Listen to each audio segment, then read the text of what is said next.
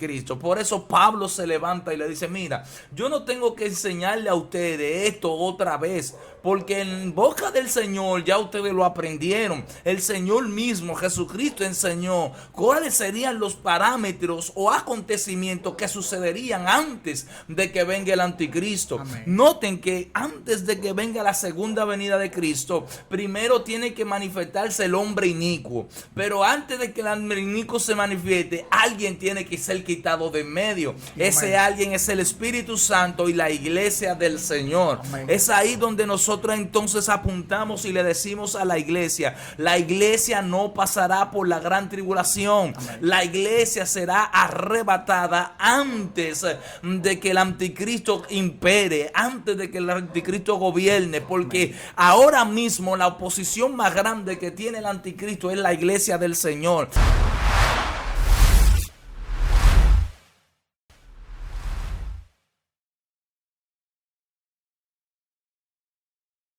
Que Dios me le bendiga, mis amigos de YouTube. Yo soy Harrison Cabrera y estamos en su segmento Impactando Corazón en su canal de YouTube Escogidos TV. Hoy tenemos un tema muy especial. Yo sé que hoy Dios tratará fuertemente con la vida de cada uno de ustedes. Por eso yo le invito a que no se muevan de ahí. Hoy tenemos a un invitado que Dios le ha entregado una enseñanza linda y gloriosa. Así que no se mueva, porque lo que hoy Dios va a ser poderoso. Ahora bien, yo te invito que si no te has suscrito, te suscribas a este canal, actives la campanita y nos dejes tus comentarios, porque así nos vas a seguir ayudando a crecer en este canal. Así que vamos a dejar que el ministro se presente y él mismo esté dando apertura a esta poderosa palabra. Dios te bendiga, guerrero. Dios te bendiga, mi hermano Harrison. Para mí, de verdad es de sumo gozo y un inmenso placer el poder estar aquí con ustedes en este gran espacio. Escogido TV, ya ustedes saben, tienen que suscribirse, activar la campanita para que estos videos les sigan llegando, porque son de bendición para su vida y su alma. Pues es palabra de vida que se habla en este canal. Así que sin más preámbulos, permítame presentarme. Mi nombre es Esdra Pinales. Por la gracia y la misericordia de Dios, siervo de Jesucristo, vaso de barro, hermano del alfarero, para que la excelencia, el poder y la gloria sea de Dios y no de nosotros. En esta ocasión, Harrison, tenemos la oportunidad de hablar acerca de un tema muy importante, un tema que está en el tapete, pues en estos últimos tiempos es cuando más se deben hablar de estos asuntos, de estas palabras que están dentro de la palabra del Señor y que son importantes. Y es que es importante que la iglesia domine, porque es el tema que ahora mismo la iglesia más debe de difundir y dominar. Pues hay muchas olas de falsos profetas, falsos maestros, hombres que han salido para enseñar cosas contrarias a los que son los principios que enseña nuestra palabra de Dios. Y hoy, Harrison, este es mi objetivo, traer palabras, contextos bíblicos que nos puedan traer claridad acerca de este tema, de lo que es el arrebatamiento de la iglesia, o como muchos conocen, el rapto de la iglesia. ¿Será esto cierto? ¿Es verdad? La Biblia lo apoya. ¿Qué decía la iglesia primitiva? ¿Realmente la iglesia primitiva esperaba el rapto de la iglesia, el arrebatamiento de la iglesia? ¿O es un invento, es una invención que salió, como dicen muchos, alrededor de 100 años atrás? Vamos a ver qué nos dice la Biblia. A través de la palabra podremos analizar cuál era la cosmovisión cristiana del tiempo antiguo y cómo realmente hoy en día nosotros como iglesia del Señor podemos seguir los pasos de la iglesia primitiva. Así que sin más preámbulo, creo que vamos a empezar, ¿verdad que sí? Claro que sí, aunque en un momento yo no sé si alguno pensó, porque le diste una poderosa introducción al contenido que vas a hablar. Algunos tal vez se pudieron haber emocionado y pensado, wow, pero esa palabra de seguro es casa, carro y matrimonio que me va a entregar el hombre hoy. Pero la palabra, así que me gozo y gózate tú también, porque lo que hoy se va a hablar es muy profundo, el arrebatamiento. Amén, así es. Vamos a entrar en materia sin más preámbulo. Y yo quisiera ir con ustedes a la palabra de Dios, a Primera de Tesalonicenses, capítulo 5. Vamos a utilizar Primera de Tesalónicas capítulo 5 como base o piedra angular de todo lo que vamos a establecer, basado en un pasaje que escribe el apóstol Pablo como consejo a la iglesia tesalónica. La palabra de Dios estará siendo leída en el nombre del Padre, del Hijo y del Espíritu Santo. Amén. Dice así la misma. Pero acerca de los tiempos y de las cosas y de las ocasiones, no tenéis necesidad, hermanos, de que yo os escriba, porque vosotros sabéis perfectamente que el día del Señor vendrá, así como ladrón en la noche, que cuando digan paz y seguridad, entonces vendrá sobre ellos destrucción repentina, como los dolores a la mujer encinta, y no escaparán. Escucha esto. Mas vosotros, hermanos, no estáis en tiniebla para que aquel día os sorprenda como ladrón, porque todos vosotros sois hijos de luz y hijos del día. No somos de la noche ni de las tinieblas. Por tanto, no durmamos como los demás, sino velemos y seamos sobrios. Pues los que duermen de noche duermen, y los que se embriagan de noche se embriagan. Pero nosotros que somos del día, seamos sobrios y velemos, vestidos con toda la coraza de la fe y del amor, y con la esperanza de salvación como yelmo, porque no nos ha puesto Dios para ira, sino para alcanzar salvación por medio de nuestro Señor Jesucristo. Amén. Aleluya. Hacemos una oración. Padre celestial, te damos gracias, Jehová de los ejércitos. Gracias, Padre eterno, porque tú nos permites estar en esta cabina, Dios del cielo.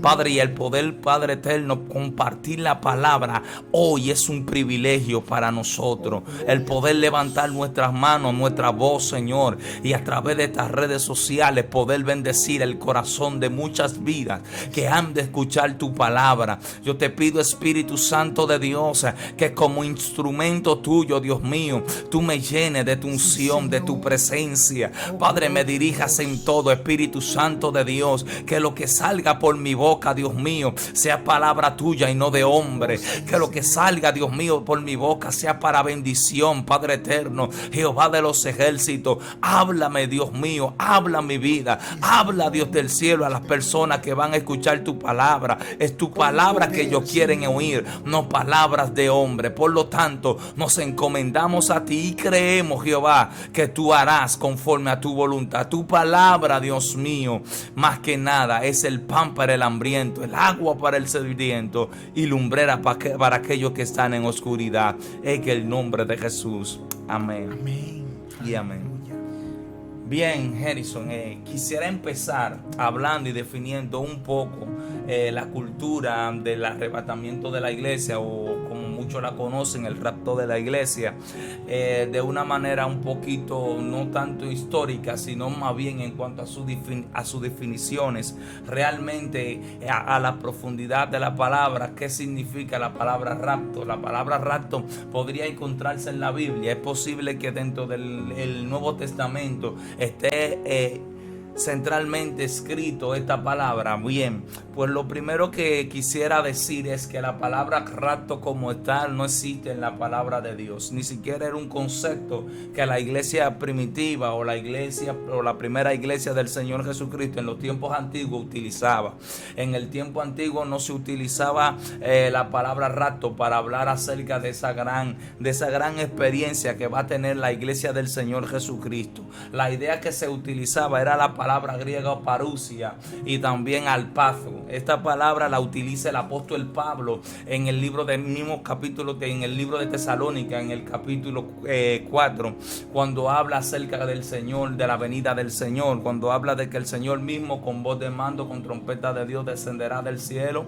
Los muertos en Cristo resucitarán primero, luego nosotros los que vivimos, los que habremos quedado, seremos arrebatados. Esa palabra arrebatados ahí que utiliza el escritor, no es la palabra rapto, sino más bien la palabra alpazo o alpadazo, que significa quitar por la fuerza. Por lo tanto, la idea de que Jesucristo va a raptar a su pueblo es una idea errónea, porque Cristo no puede robarse lo que ya es de él. Amén. Cristo no puede llevarse lo que a él realmente le pertenece como si fuera un robo o un atraco. El hecho de que el apóstol Pablo aquí en Primera de Tesalonicenses en el capítulo 5 nos dice que la venida del Señor será como ladrón en la noche, no contiene la idea de que Jesucristo nos va a raptar, sino más bien la idea o el símbolo, el símil de que la venida de nuestro Señor Jesucristo para muchos será como ladrón, o sea, cuando nadie lo espera. Hay una idea que esa idea que Pablo utiliza la saca del mismo Señor Jesucristo.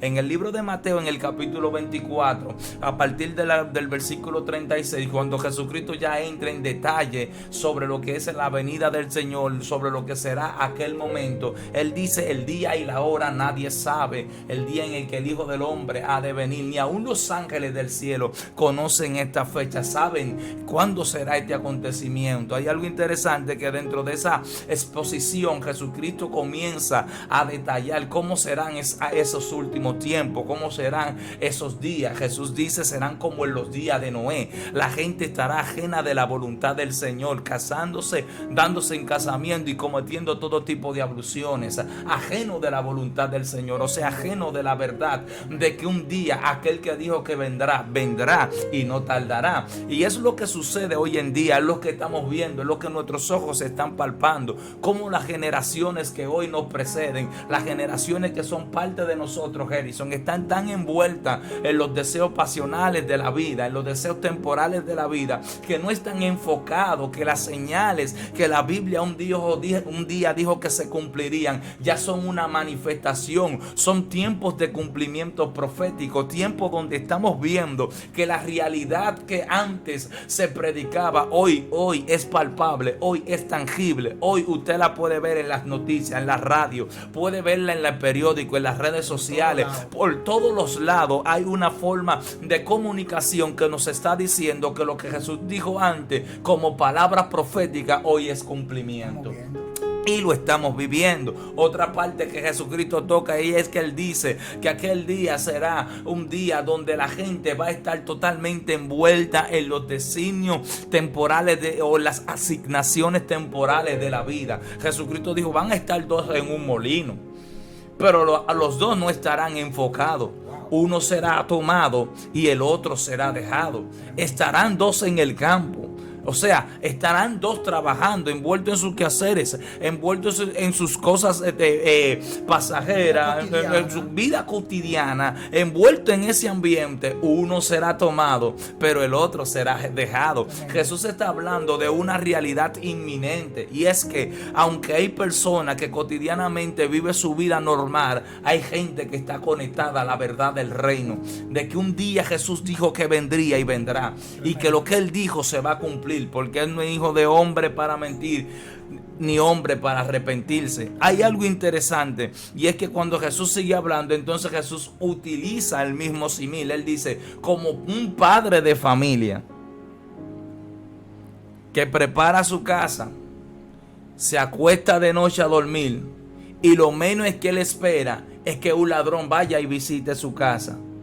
Él no está esperando que un ladrón vaya, porque el ladrón no le avisa cuándo ha de venir. Así también será la venida del Hijo del Hombre, como un relámpago, en un abrir y cerrar de ojos, cuando nadie lo espere. Ministro, algo que es bueno recalcar, y yo sé que tú has estado tirando algunas pinceladas, y es sobre que el Señor vendrá como ladrón en la noche.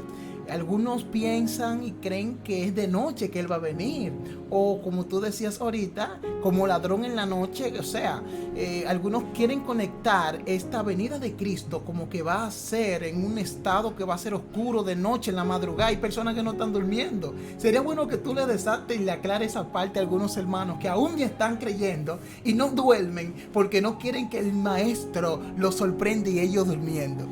No, mi hermano, mira, es interesante que tú abarques ese punto porque cuando nosotros nos vamos a las escrituras, muchas veces la tomamos literal, como lo describe el mismo Señor Jesucristo. Pero si tú te fijas, en ninguna parte de los países del mundo hay un rango de hora exacto. Hoy cuando usted marca una hora aquí en República Dominicana es de día, pero en España hay 5 horas por encima de la de nosotros. O sea que es posible que aquí sean, qué sé yo, las 5 de la tarde, pero en España sean las 9 de la noche.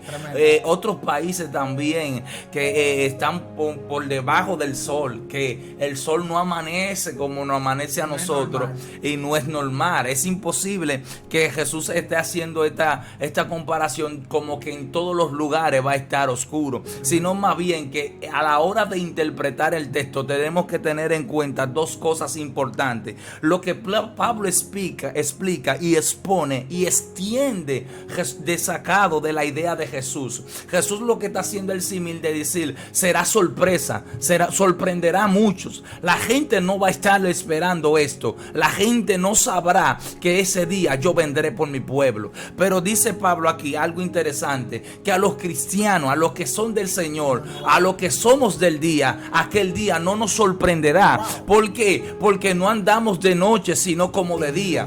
En luz, en todo el tiempo nosotros estamos iluminados. Ahora, ¿a qué luz se refiere Pablo? Pablo no se refiere a la luz del sol. Pablo está hablando de la luz de Cristo. La misma luz que él mismo testifica en 2 de Corintios capítulo 4, cuando dice que Dios mandó que de las tinieblas en aquel entonces, en el principio de la creación, resplandeciese la luz. Esa misma luz es la que ha resplandecido en nuestros corazones por medio del evangelio y la faz de nuestro Señor Jesucristo. Amén. Dando a entender entonces que lo que está diciendo Jesús aquí es que hay mucha gente que va a estar en tiniebla, hay mucha gente que va a estar en oscuridad, pues la oscuridad a la que Cristo se refiere en el contexto es más bien a las tinieblas o más bien a las obras del enemigo. Un punto importante, Romanos capítulo 13, versículo 11 en adelante nos dice, y esto conociendo el tiempo, que ya es hora de levantarnos del sueño, porque ahora está más cerca nuestra salvación que cuando creímos. La noche está avanzada y se acerca el día. Desechemos pues las obras de las tinieblas y vistámonos de las armas de la luz. Nota que otra vez Pablo utiliza el símil luz, noche, oscuridad, día. Hay algo interesante porque cuando él está utilizando este símil se está refiriendo al avance del reino de las tinieblas y está diciendo mientras más avance el reino de las tinieblas, más se aproxima el día de la iglesia, el día en el que la iglesia se va a encontrar con el Señor Jesucristo. Mientras más se gestúa, mientras más se prepara o se orquesta la llegada del anticristo, la manifestación del anticristo, entonces cuando más cerca estará el arrebatamiento de la iglesia. Y es ahí donde yo quiero hacer un paréntesis, Harrison, y abrir dentro de ese contexto lo que es la idea de que la iglesia no va a pasar por la gran tribulación. Un punto a enmarcar, que yo sé que el tiempo hoy no nos va a dar, pero un punto a enmarcar es saber claro por qué el reino de la tiniebla no puede avanzar mientras la iglesia esté vigente.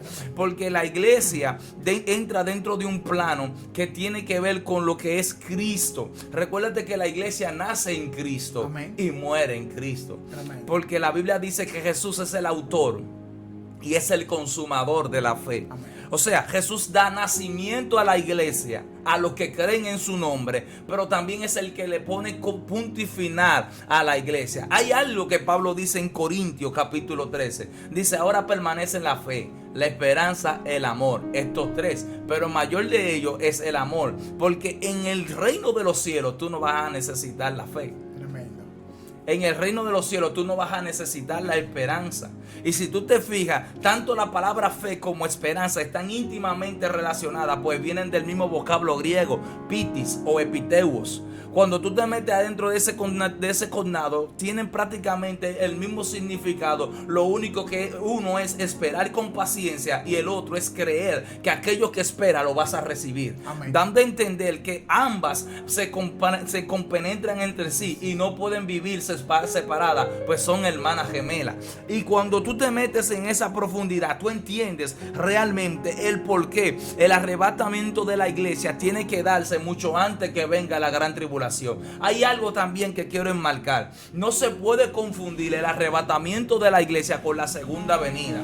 Hay muchos errores teológicos por ahí diciendo que el arrebatamiento de la iglesia es una venida de Cristo. Es un error interpretar el arrebatamiento de la iglesia como una venida del Señor Jesucristo, pues no es una venida.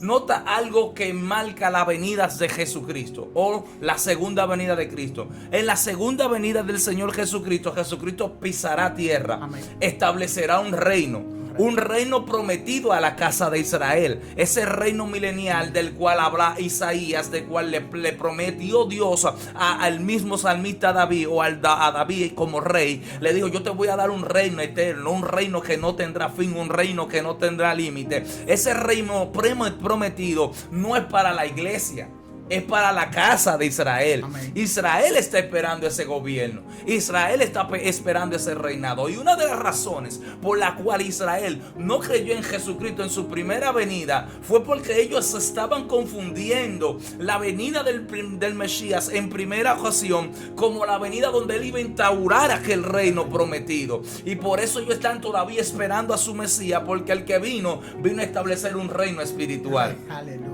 ¿Entiende la diferencia? Entonces, cuando hablamos del arrebatamiento de la iglesia, no estamos hablando de una segunda venida, ni de una tercera venida. Estamos hablando de un acto de gracia establecido para una comunidad en específica. Correcto. Que no esté marcada por nosotros los gentiles, como muchas personas piensan y dicen. No, porque los gentiles creen que nosotros los judíos no vamos a heredar esa gracia. No. Pablo dijo en el libro de Romanos: por cuanto no hay diferencia, pues Cristo no es de judío, ni tampoco de griegos.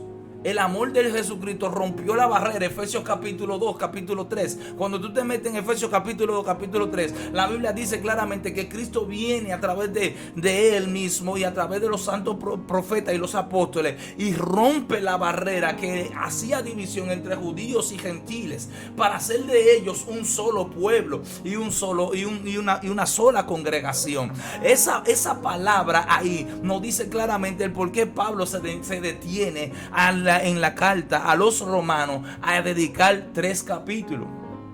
3 capítulos para explicar el por qué nosotros somos oliva silvestre que fue injertada en la verdadera oliva, y en explicar el por qué ni judíos ni gentiles pueden mofarse de su posición, porque nosotros como abortivos fuimos injertados en la verdadera oliva, pero la oliva real fue desgajada a causa de su incredulidad para injertar a los que sí creyeron, pues a lo suyo vino, mas lo suyo no le recibieron. Entonces, cuando hablo del arrebatamiento de la iglesia, no hablo de una segunda venida. Estoy hablando de un acto de gracia, de favor, determinado para el cuerpo de Cristo. Tremendo. Nota lo que dice el apóstol Pablo aquí, donde escribe en el versículo 9. Mira lo que dice: porque no nos ha puesto Dios para ira, sino para alcanzar salvación por medio de nuestro Señor Jesucristo. Nota algo interesante, que la idea que Pablo utiliza aquí de ira es la misma idea que utilizan los profetas,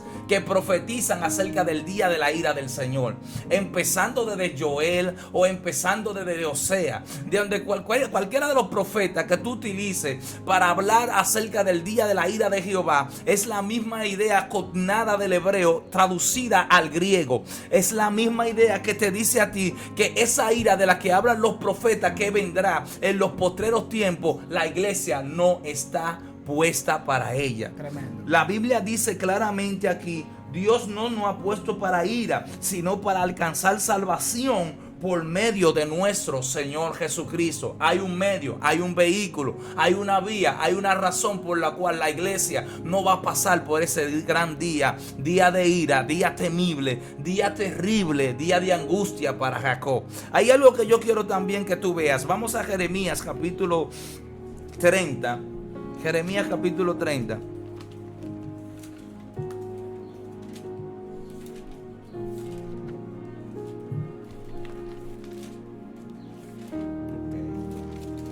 Jeremías capítulo 30, verso 7. Verso 7. No sé si quieres leerlo. Sí, claro, puedo leerlo. Capítulo 30, versículo 7, dice en el nombre de Jesús: Ah, cuán grande es aquel día, tanto que no hay otro semejante a él. Tiempo de angustia para Jacob, pero de ella será librado.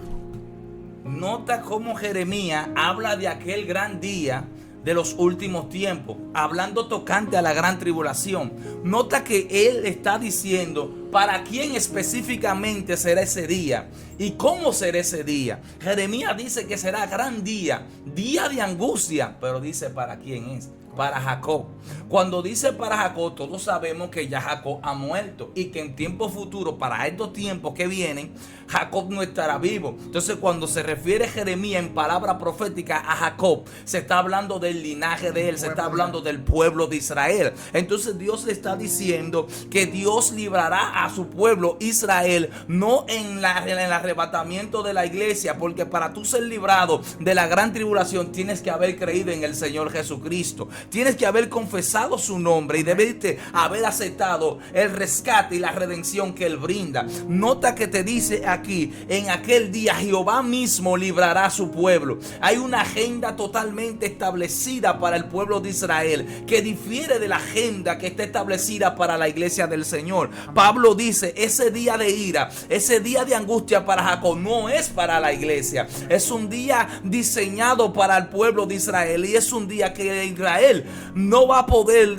gozar ese momento, porque será día de sufrimiento, día de persecución, día de angustia, día de lamento. Y no solo para Israel, sino para todo el pueblo que se quede en esta tierra que no haya recibido a Jesucristo. Pablo nos dice, otra vez repito, aquel día, iglesia del Señor, no puede sorprenderte, pues eres del día y no de la noche. No has sido llamado para estar en oscuridad, sino para andar en luz. Y como has sido llamado para andar en luz, sabe que como andas en luz, aquel día no te sorprenderá, sino que serás arrebatado, serás quitado de en medio, para que entonces pueda establecerse el reino del anticristo y por ende la gran venganza del día del Señor. Porque no puede haber venganza, Harrison, de Jehová, de parte de Dios, sin antes juntar a todos sus enemigos. Tremendo. ¿Sabes? Dios está tranquilo, está en su trono, paciente, esperando su momento, su turno. Hoy en día está todo el mundo bateando. Hoy en día está todo el mundo hablando. Está todo el mundo diciendo que va a hacer, que hará, que esto, que aquello, que el reino, el poder, la gloria la tengo yo. Jehová está en su santo templo. Tremendo. Como dice Habacuc, Jehová está en su santo templo. Calle delante de él toda la tierra. En otras palabras, Habacuc está diciendo: los caldeos nos están oprimiendo, nos han golpeado, nos han maltratado, nos han tratado mal. Yo pensaba que íbamos a morir aquí, 470 años de cautiverio, y no hemos visto la mano de Dios. 70 años por los caldeos siendo oprimidos, y los otros 400 años paseando de reino en reino.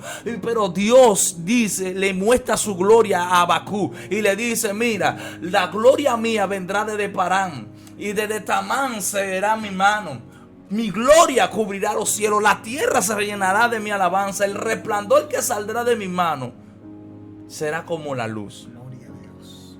Y termina Habacuc diciendo: Jehová está en su santo templo, calle delante de él toda la tierra. La gente hoy en día está creyendo que Dios no está haciendo nada. Él está quieto, porque Él ha determinado un día para Él, y será día de espanto, día de lamento, día cual nunca jamás sobre la faz de la tierra se nombró. Pero volviendo, Harrison, al punto del arrebatamiento, que es importante que la iglesia tenga estos textos pendientes. Hay un texto muy controversial, ¿sabe? Porque ese texto es el que quizás ha confundido a muchas personas, pero también es un texto que esclarece muchos de los puntos de los que estamos hablando, y es segunda de Tesalonicenses. En el capítulo 2, Pablo habla de dos eventos totalmente diferentes. Habla de la segunda venida de Cristo, que como te dije, Y te explicaba, la segunda venida de Cristo se refiere a cuando Jesucristo instaure su reino, instable el reino milenial, el reino que el pueblo de Israel está esperando desde hace mucho tiempo, y el arrebatamiento de la iglesia, que cuando sucederá. Nota que cuando nos vamos a segunda de Tesalonicenses, capítulo 2, Pablo empieza hablando acerca de la segunda venida de Cristo. Pero da un evento que tiene que pasar antes que venga la segunda venida de Cristo. Dice el apóstol Pablo que antes que la segunda venida de Cristo se manifieste, primero tiene que manifestarse el inicuo, a cual el Señor matará con el aliento, con la palabra de su boca, como una espada aguda. Nota algo interesante, que cuando Pablo habla en este contexto, es exactamente como Jesucristo le va a derrocar el imperio, el gobierno del falso profeta y del anticristo. Pero hace un paréntesis Pablo y dice: ¿qué es lo que sucede? Que al presente no puede manifestarse la segunda venida de Cristo. Y nota que es exactamente la función y el trabajo del Espíritu Santo a través de la iglesia. Nota que al presente lo detiene al anticristo es que la iglesia todavía está en vigencia, está en función, y el poder de las tinieblas no puede avanzar mientras la luz esté en la tierra, porque donde está la luz no puede manifestarse la tiniebla. Mientras la luz esté en ejecución, las tinieblas no pueden avanzar. Nota cómo lo describe Pablo. Vamos a leerle del versículo 6 al 8. No sé si quieres leerlo también. Sí, claro. En el nombre de Jesús. Amén. Ahora vosotros sabéis lo que lo detienen, a fin de que a su debido tiempo se manifieste, porque ya está en acción el misterio de la iniquidad, solo que hay quien al presente lo detiene, hasta que él a su vez sea quitado de en medio, y entonces se manifestará aquel inicuo, a quien el Señor matará con el espíritu de su boca y destruirá con el resplandor de su venida. Amén. Poderoso. Fíjate que aquí en este pasaje claramente está especificado que al presente hay quien detiene el ministerio de la iniquidad, el ministerio del anticristo, el ministerio que se está orquestando para dominar el mundo por completo. Fíjate que el escritor aquí quizás no dice directamente es el Espíritu Santo, pero claramente Pablo está enmarcándole a Tesalonicenses que la esperanza que hay en ellos a través del Espíritu Santo del Señor es la que realmente le hace la guerra, la oposición al anticristo para que se manifieste. Nota por qué Pablo le escribe esto, y los tesalonicenses lo entienden muy bien. Amén. Porque los tesalonicenses están librando una gran batalla con la persecución de la iglesia. Nerón y su gente están persiguiendo y matando a los cristianos. Sí. Ellos están desahuciados, prácticamente están en agonía, en depresión, creyendo que están pasando por la gran tribulación. Pues para muchos cristianos de la antigüedad, este hombre era el anticristo, o era la manifestación encarnada del mismo anticristo. Por eso Pablo se levanta y le dice: mira, yo no tengo que enseñarle a ustedes esto otra vez, porque en boca del Señor ya ustedes lo aprendieron. El Señor mismo, Jesucristo, enseñó cuáles serían los parámetros o acontecimientos que sucederían antes de que venga el anticristo. Amén. Noten que antes de que venga la segunda venida de Cristo, primero tiene que manifestarse el hombre inicuo. Pero antes de que el hombre inicuo se manifieste, alguien tiene que ser quitado de en medio. Amén. Ese alguien es el Espíritu Santo y la iglesia del Señor. Amén. Es ahí donde nosotros entonces apuntamos y le decimos a la iglesia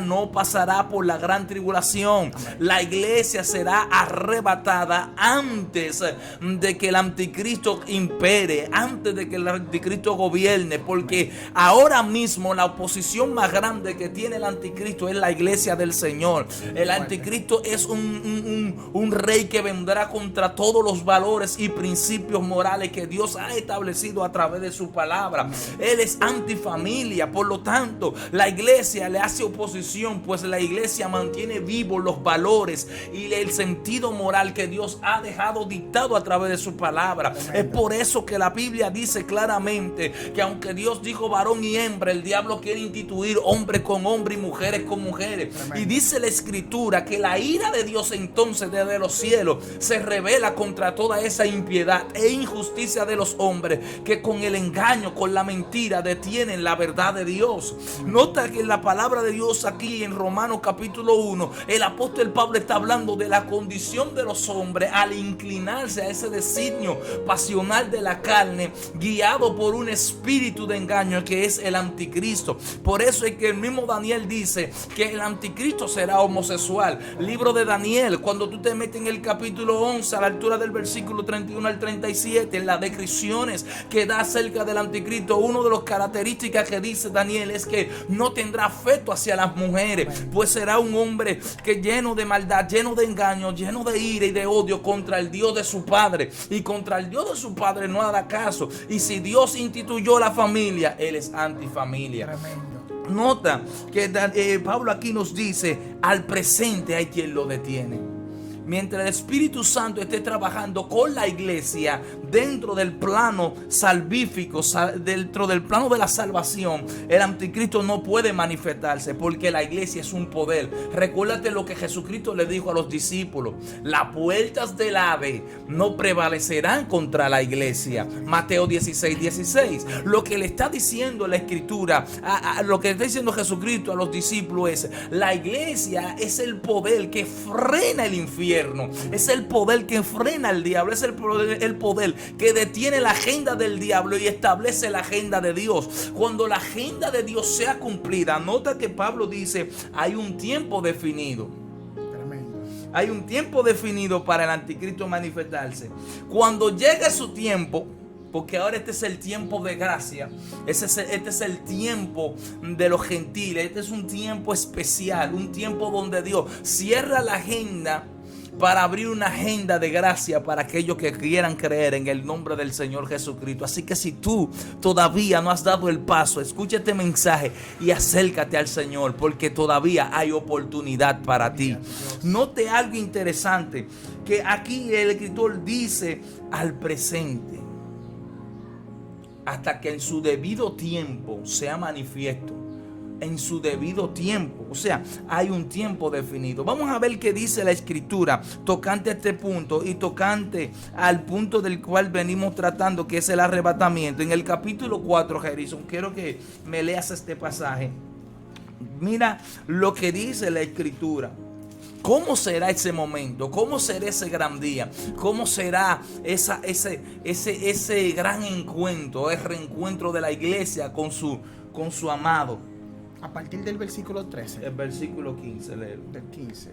Dice así: por lo cual os decimos esto en palabra del Señor, que nosotros que vivimos, que habremos quedado hasta la venida del Señor, no precederemos a los que durmieron. Porque el Señor mismo, con voz de mando, con voz de arcángel y con trompeta de Dios, descenderá del cielo, y los muertos en Cristo resucitarán primero. Luego nosotros, los que vivimos, los que hayamos quedado, seremos arrebatados juntamente con ellos en las nubes para recibir al Señor en el aire, y así estaremos siempre con el Señor. Nota qué interesante. El escritor aquí está diciendo claramente que Cristo en el arrebatamiento de la iglesia no tocará tierra. Amén. Todo ojo no le verá. Amén. Hay una confusión. En la segunda venida todo ojo tiene que verle. Correcto. Claro, porque viene a entablar un reino para todas las naciones. Y todas las naciones serán testigos de aquel que traspasaron, como dice la profecía. Y mirarán a aquel que traspasaron. O sea, hay una palabra profética que se va a establecer en la segunda venida. Pero nota algo interesante, que esto será sorpresa, será surprise. Nadie estará esperando esto. Nadie estará esperando que Jesucristo se va a llevar a su iglesia, se llevará a su pueblo, no como un rapto, sino como una parucia. Él va a recoger lo que son de él, se llevará, quitará de en medio de la ira que viene sobre la faz de la tierra aquellos que han creído que no han sido puestos para ira. Amén. Nota que el escritor está diciendo: no, óyeme, no solo lo que vivimos, sino también lo que durmieron. Y los que durmieron son primicia, tienen bienaventurado, porque ellos serán arrebatados primero antes que nosotros. Luego nosotros los que vivimos, entonces seremos arrebatados juntamente con ellos. Eso será algo tan maravilloso que para el hombre humano será fugaz, será rápido. Pero como es un lenguaje espiritual, dentro de la eternidad hay un orden. Dios mío. No es una cosa a lo loco. No es una cosa huyendo, amén. Es una cosa de fiesta. Se tocarán trompetas, habrá un orden. Primero los que durmieron en Cristo Jesús, aquellos que están antes que nosotros, peleando esta batalla, echando amén. Este pleito, echando esta guerra, ganando victoria, tapando boca de leones, siendo la llave para que puertas sean abiertas, para que el evangelio entre a lugares donde no había entrado. Esa gente resucitarán primero. Luego nosotros, los que vivimos, los que habremos quedado, seremos arrebatados juntamente con ellos en un orden a recibir al Señor en el aire, y estaremos siempre con el Señor. Gloria, aleluya. Y yo quiero cerrar esta parte, Harrison, porque yo sé que por ahí viene una segunda parte donde estaremos englobando ahora estas dos cosas: arrebatamiento, gran tribulación. Tremendo. Y segunda venida. Y ahí yo quiero expandirme un poquito más, pero en esta parte quiero cerrar dándole a entender a la iglesia que tiene una esperanza que aún nuestros antepasados murieron esperándola. La iglesia del Señor Jesucristo, la primera iglesia del Señor, esperaba el día del Señor. Amén. Todos los días. Tremendo. Ellos vivían sirviendo, adorando, haciendo las obras que Dios les había encomendado hacer, pero nunca se olvidaron de la venida del Señor. Ellos vivían como que si Cristo venía mañana, como que si Cristo venía ahorita, como que si Cristo venía en la noche. La iglesia primitiva todo el tiempo vivió con esa convicción. Y si la iglesia primitiva vivió con esa convicción, ¿cómo dicen algunos en estos tiempos que no hay arrebatamiento de la iglesia? Wow. Si la iglesia primitiva fue la que nos inculcó y nos dio ese espíritu para entender que hay un día cuando nadie lo espere, la iglesia será quitada de en medio, y entonces se derramará la ira del Señor. Esdras, yo sé que ya estamos concluyendo porque viene una segunda parte, pero recién hace unos meses atrás se volvió un poquito, ¿cómo te digo? En oído, en boca de muchas personas, alguien dijo en una ocasión como que según el calendario hebreo había una agenda que ellos pronosticaban que Jesús no viene sino hasta aproximadamente 200 años, que no hay que estar preocupado por eso. ¿Hay algún aval bíblico que se pueda decir que es así, que no nos podemos preocupar ahora, que según el calendario de ellos es real esto a la luz de la palabra? ¿O qué podemos pensar sobre estas declaraciones? Que por cierto, por ética no menciono quién lo dijo, pero sé que algunos de los que están escuchando, tal vez a finales del año pasado, escucharon este gran evangelista cuando saltó con esta declaración.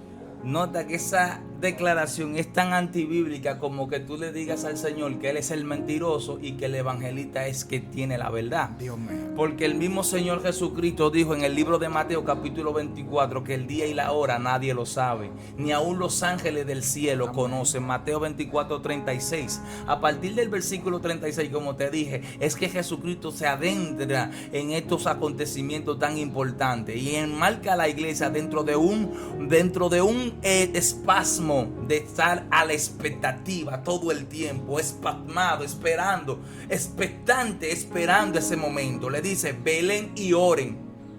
Tremendo. Velad y orad. Cuando tú buscas la palabra velar, te das cuenta que la palabra griega es gregorio, que significa militancia espiritual. Amén. Aunque yo duerma físicamente, mi espíritu debe militar. Amén. Y debe de estar alerta para oír la voz, la trompeta al sonar. Porque mi cuerpo quizás esté atado a este mundo, pero mi espíritu está esperando mayores riquezas. Tremendo. De tal manera que cuando tú te metes a la escritura, la Biblia no nos manda a desligarnos de esta realidad. Porque lo que la Biblia nos manda es a guiarnos de los acontecimientos. Jesús dijo: tienen que mirar los tiempos, porque los tiempos le hablarán. Si ustedes saben distinguir cuándo va a llover porque el cielo está nublado y cuándo no va a llover porque el cielo está totalmente soleado, pues de la misma manera tienen que aprender a distinguir las señales del Hijo del Hombre. Entonces, cuando nosotros nos ponemos a mirar cómo está el mundo y cómo está caminando el mundo, nos damos cuenta que la venida del Señor está más cerca que nunca. Y que lo que muchos piensan que está lejano, puede que esté más próximo y más cercano.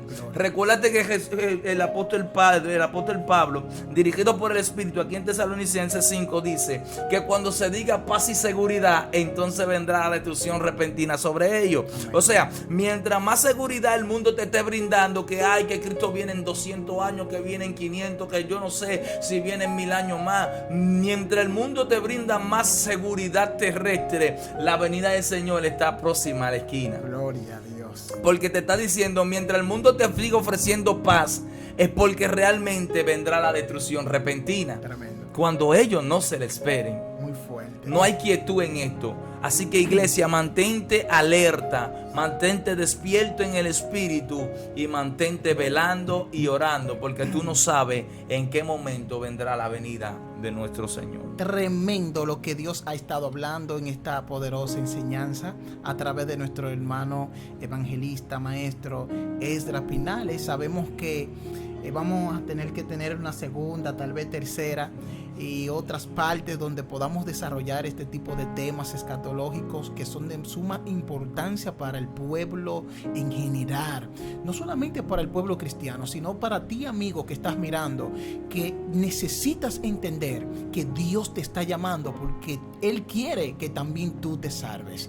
Le damos gracias al Señor por este hermoso tiempo. Gracias a ti te damos, amigo y hermano, por estar aquí hasta ahora escuchando y aprendiendo de la palabra del Señor.